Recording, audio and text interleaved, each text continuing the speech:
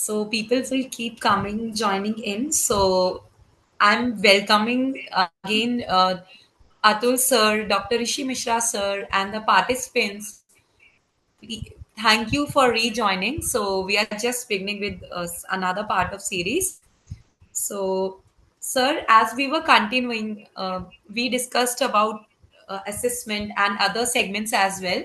Continuing the same segment series. So, my next question to you is: digital learning has become an integral part of education.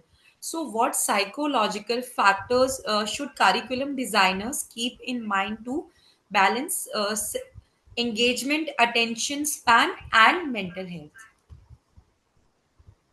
Uh, about the digital health, if you talk about and the digital learning, see the irony, we are using the digital platform now for learning from each other. But nowadays, when you think of our children who are using technology, it's more of a help, but at times a distracting tool as well. And last week, I was talking to my 12th batch that now it's been half of the year and only 5 months left for your board exam. How's your progress going on? And they say, sir, we are using mobile for a help for 20 minutes. And we could not realize when that 20 minutes become 2 hours or 3 hours or 1.5 hours, and then we have a regret or a feel or a grudge or an anxiety that I wasted my time. Yes, digital learning is an integral part of education, but it comes at its own price. As I often say, every convenience, you have to pay the cost for that. But now, when we think of our children and post COVID, I think it has become much more influential because we have given the gadgets to our children, right? And being the mobile, the best or the worst, I don't know what to say. But yes, we need to teach our children not to use the mobile phone because generally, when I have parenting sessions in my school, I generally say that don't tell your child not to use the mobile phone, which is sheer illogical. It doesn't make sense to me that telling the child not to use mobile phone. Can we say or rephrase that how we can use it better? That makes more sense to me. So now we need to stress on balancing digital learning with student well-being, attention span, engagement, and avoiding over dependence on technology. We notice in our classes, especially online classes, that students' attention change every 10-15 minutes. And now 10-15 minutes is also too high. If you see now Facebook Reels and WhatsApp status, every 18 seconds, I think beyond that, the mind cannot probably stick to some single content and we keep on changing. So what we are doing in the classrooms, we have redesigned lessons into micro modules of 15 minutes. Let's say the period is around 40-45 minutes. And out of those 45 minutes, you have net 40 minutes of teaching if 5 minutes goes for attendance and other transactions. Out of those 40 minutes, we have around 15, 15, and 10. Three slots are there. So after 15 minutes, we pause for 2 minutes or 3 minutes. We just have a quick reflection break. We understand how the progress is going on, if there is any feed forward or feedback for the children. Because psychologically, attention works in cycles, not like a marathon. Okay, you continue for 40 minutes, and after 40 minutes, the teacher realizes nothing has gone into the mind of the child. Again, you have to start from scratch. That is more stressful and a bit disturbing. So we also include off-screen tasks like drawing or interviewing a family member to avoid digital fatigue. For example, we have this 20-20-20 learning style, like 20 minutes you should sit and read, and 20 minutes you go for break and things like that. Another key factor is balance, which is like, okay, you use the phone, but you need to have a certain line or a self-discipline to be drawn that, yes, after this, I must stop. So, uh, before it becomes dull or you feel stress out of that, the curriculum must be designed with rhythm, engage, reflect, move, create. Mental health must remain central because the best digital learning is not addictive. It cannot be addictive. It has to be enriching, right? So if you're learning from something digitally, it should enrich your knowledge. It should strengthen your knowledge rather than give you called dopamine. So like nowadays, when you think of digital learning, it's more of a dopamine hit you want, and then you need dopamine, dopamine, dopamine, and then finally it leads to cortisol because the child has a stress also that I wasted my time. So now when we talk to our children, we say that you will use technology for sure. Coming times are more technological dependent. So we should let's learn about how to make it smarter, better, and more with self-discipline and self-control and regulation, rather than telling you not to use it, which cannot work out as on today. Right? So yes, we need to talk about the mental health also of the children. And somehow in our, I feel like in our country, when most of the parents we talk, the health is only the physical health or going to gym is only the health aspect, but mental health is far more important than your physical health, because a healthy mind lives in a healthy body. You may have a healthy physique, but the mind is not that much competent enough, right? So self-control and self-discipline comes from the mind. And then we talk about mindfulness, as I told before. So mindfulness sessions work like a magic, where the child can, yes, actually know when to disconnect and when to connect with the gadget. Yes, it's a slow process. It's a change of a mindset. It's all about the mindset when I have to unplug or replug my device. So that transition takes time, but yes, slowly it's happening. And that's what digital detox or digital footprints is all about, right? Detoxification from the digital world. So now children understand. Yes, they are understanding. Well, absolutely, sir. Sometimes I feel it feels like gadgets are both angels and devils in classrooms. I'm curious about how we can make tech a friend, not a distraction, sir. Sir, here I would like to introduce our profile building program being presented by Connaissance Specialist uh, by Dr. Rishi Mishra, sir. So to So profile building program is this is not just another after school activity. It's a kind of transformative experience where students work on real research projects with university professors, take up exclusive internships with members of parliament, and gain practical exposure across diverse fields. And what excites me most is the special module on legal education for school students, plus structured extracurriculars, volunteering, and personal branding, and even guidance. So, dear listeners, those who are listening us, this is not just about building a profile for admissions. It's about creating a powerful personal identity that reflects leadership, responsibility, and global readiness. If you would like to know more, stay connected with a Connaissance Specialist and give your child the edge they truly deserve. So it's a really wonderful and insightful base program and for long term learning and growth of the children, sir. Absolutely. So, with this, we have another series of question continuing. So, audience must be curious to know about, since it's related to NEP. So, NEP stresses inclusivity.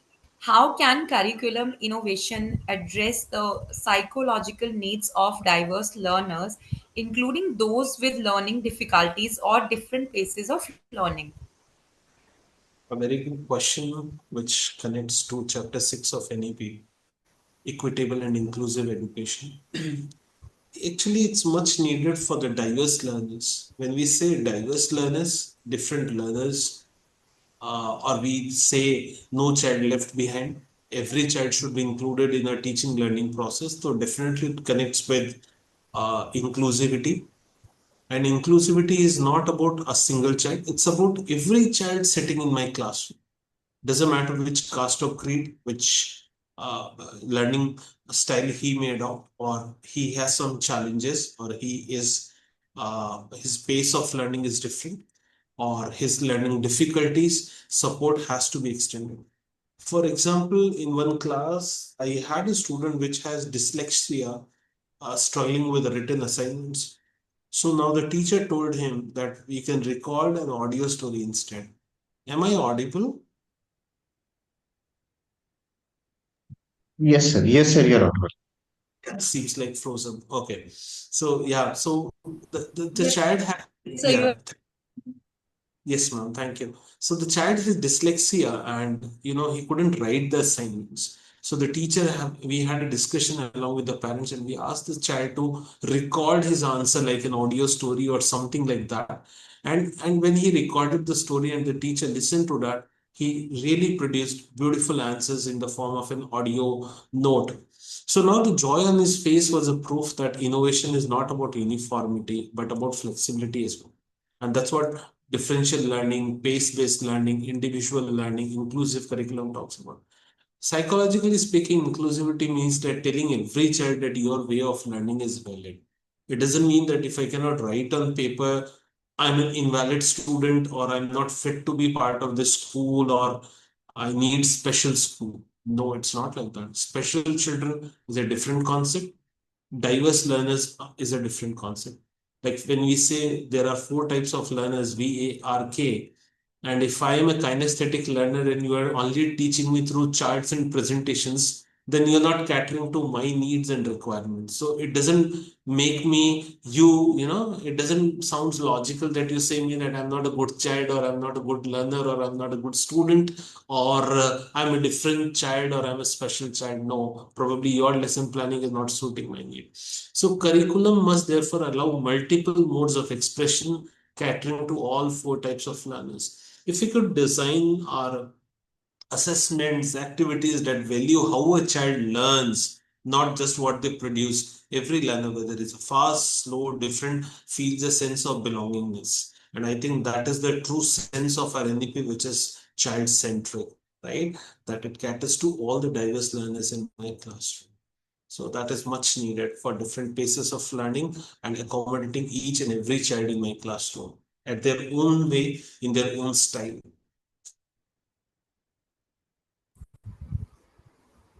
absolutely agreed, sir. Well, I really believe every child learns to bloom at their own pace, just like flowers in garden.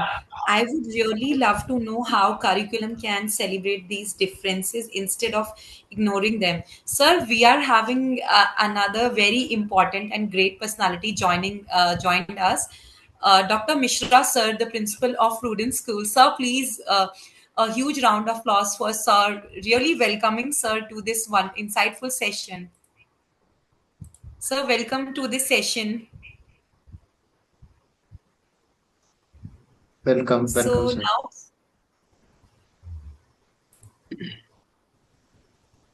so now we are proceeding further with another series of questions, sir. So, sir, vocational training and skill-based education are major reforms. Psychologically, how can such inclusion enhance a student's confidence, identity, and preparedness for real world challenges? See, it's a good question and much needed also in today's world. But I would just love to start with a small story. I think everyone has watched Motu Patlu, right? I think I have watched and I'm sure you must have watched. But what we can learn from Motu Patlu? And that question was asked by one of the students to one of my teachers in one of the classrooms last month. And the teacher could not say, and the teacher said, both are different. One is very stout, one is very thin and lean. It's not a perfect combination, right? Either both should be on the same page. But the child said a beautiful thing, which, enlightened my thought process. Said they are different physically, but don't you think they connect to each other so beautifully, compensating each other's shortcomings and strength? Where Motu needs Patlu, Patlu can help. Where Patlu needs Motu, this being so different physically, they help each other. Like you have seen Tom and Jerry, right? Both are fighting, but when they need together each one, they act as a strength for each one of them, isn't it? So now when you think of inclusion being so different, but can that difference become our strength? It can truly become, and that's what we say. No, India is a very strong country because we have so diverse population which stands together, right? So when we think of like activity based inclusive learning or confidence based learning for real world challenges, it talks about vocational education, it talks about skill building, it talks about promoting confidence, self identity, and literally connecting to employability at last for our children, because finally the goal of education is that the child should be able to get financially reliable or compatible, or you can earn something. So what we did, like for example, one of the schools I saw that they partnered with a local artisan for a pottery workshop. So initially, when the students start, okay, making a pottery is just like a fun, nothing else, right? But when they shape the clay, you know, then they realize it requires patience, hand-eye coordination, creativity, color combination, the design, the creative thinking, problem solving. Then one boy who often felt left behind in academics found proudly displayed his clay lamp, saying that I can do this better than maths. Right. So what can I infer out of it? So what started as a fun-based pottery workshop ended with the student making something which giving him a confidence that yes, hey, I can do this better than math. Probably he might become a pottery business or something like that. Talking about employability, isn't it? So vocational training gives child an alternative identity. They see themselves as capable, skillful contributors, and they can contribute something back to the society rather than having a regret that I could not score. And I'm sorry to say, but we have seen children getting 95% marks or 99% marks and doing suicide. What does it reflect? That at 98% also somebody has criticized them that they could not score a center mark. Had somebody told them that 95 or being 90 or being 85 it's not a rat race, right? Finally, whatever you score, like for example, whatever your marks are, you need to enter into a good university, get good skills. Finally, the skill education is very important. With CBSE, NEP also emphasizes on that. This is, I think, this kind of creating confidence and identity through real world challenges, no, it's transformative. Confidence doesn't always come from textbooks. Sometimes it can come from the clay in our hands, and that's what I saw in that child. There was literally a spark in his eyes. Yes, I can do something better than, with a clay which is just a sand for you, and I mean with just a sand for you, but it has given me confidence I can do something better than math, right? And then probably I feel like in the future he might have his own business, right? Because when we say no, at times I studied sine theta by cos theta, but till date I don't know where I have to supposed to use it. It's a very common thing which we are hearing. Or I studied the law of relativity, but where am I supposed to use it in my real life? In real life, I need to learn those things which can connect me with my skills, which can connect me with my employability, which can connect with me with my livelihood, which can connect me with like-minded people, which can allow me to contribute to back to the society, isn't it? So yes, that's very important. Sir, 100% agree to you. It's so true when students create something with their hands or solve a real problem, their eyes light up with pride. I'm excited to hear your take on this confidence boost.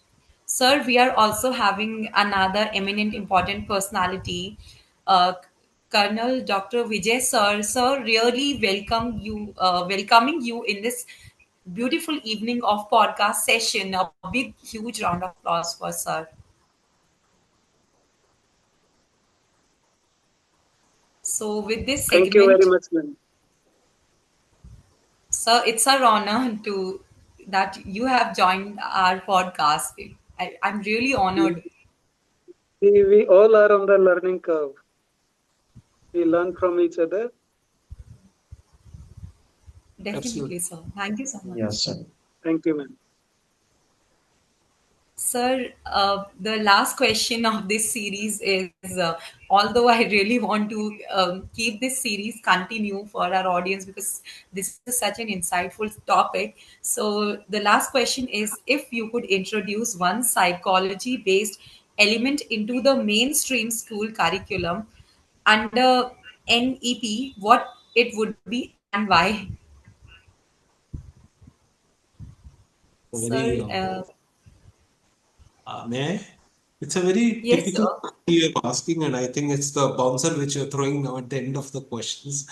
I feel yes. I would think of emotional literacy because somehow we are making our children like a robot or a machine.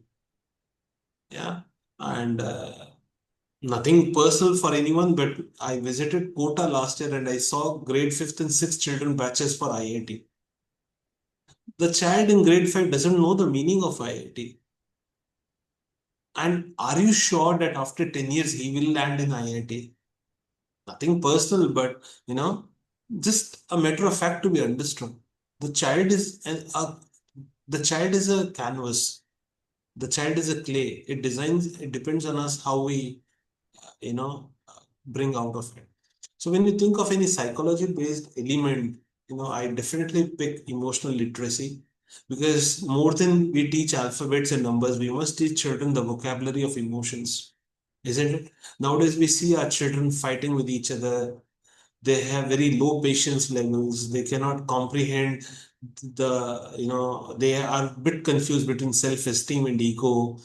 They cannot tolerate negativity very easily. When we move on and we get success, we need to adapt and adopt to new challenges with patience, isn't it? So if I could add one more element, I would definitely include emotional literacy because um, I did one activity, I think, in my school in grade four or five, probably. We asked the children to draw their week, in emojis. And the best emoji they can do that. And a boy drew around three sad faces. And few children draw the smileys or the happiness based emojis. And I asked that child casually, my dear child, like you have drawn three emojis and all of them are having sad faces. Sir, it's my father, it's my mother, it's my brother.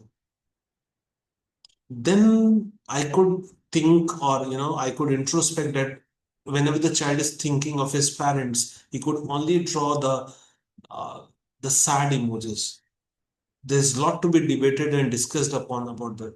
And then the child could not cry, but yes, his face was little, kind of a misery on his face, or a kind of a problem which reflected on his face. Then I could probably understand. Then I asked, like, where is your parents? He said they are not here. I'm with relatives, and relatives are disturbing me physically, bullying me and harassing me. So, when we think of all these things, I feel like our education has zero value if we cannot make good human beings who learn to respect each other, who are self-aware, who are resilient, who, take academic skills as important in navigating their life. Equally important is their building connections because emotional literacy isn't soft. It's a core to my it's a fundamental core to my lifelong success. I think from that perspective. And when you think of 21st century skills also, which proposed by NEP, you have empathy also, isn't it?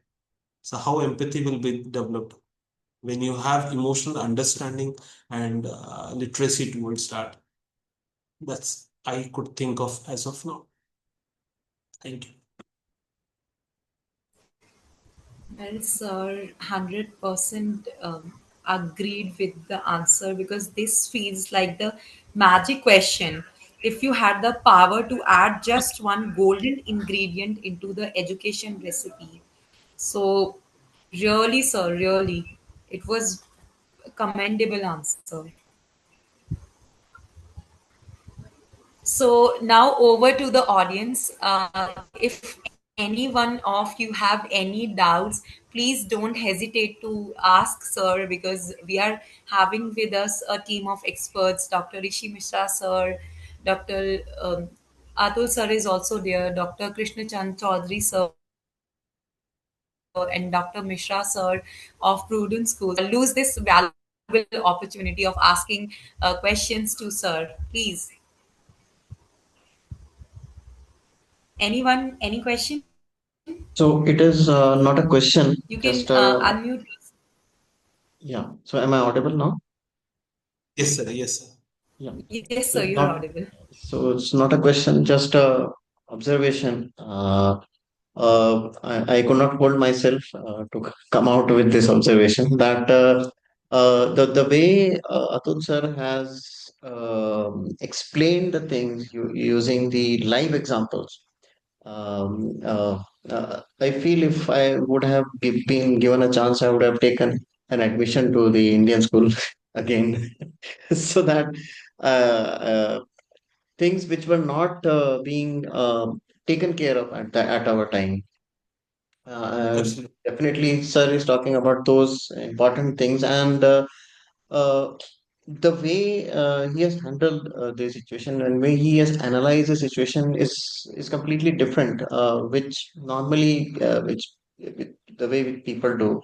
So thank you, sir, for such an insightful session. And uh, uh, looking ahead, I think yes, we are way behind the implementations of NEP, but with eminent leaders like you, this won't be a distant future. So thank you, sir. Thank you so much, sir. Thank you so much. It's my pleasure.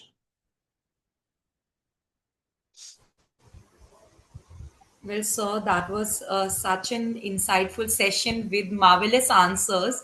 So, thank you so much, Dr. Mr. Runthal, sir, for sharing your wonderful insights. This conversation has been full of vision, hope, and practical wisdom. And I really also would like to say, on behalf of Connaissance Specialist, I really would like to say thanks to Dr. Krishna Chandra Chaudhary sir for joining us, Atul sir, and Dr. Mishra sir, and Colonel Vijay sir as well, because he also joined us, taking out quality time from the busiest session. And so, before ending this session, Dr. Rishi Mishra, sir, would you like to elaborate us more on profile building in your simple and insightful words, so that it could give a brief idea to our audience, as well as to the people who are present in this session? Sure, sure. So, what we are planning to bring about is, and we are in discussion with many organizations, is that the profile building is something which should not only for the admission process, but for the upcoming careers, for the emerging careers. And in that thing, we have inculcated few important areas like the research work. Because see, if I say professor-led means that we are helping out our students to become good researchers, so that they don't gulp in any information which is given to them.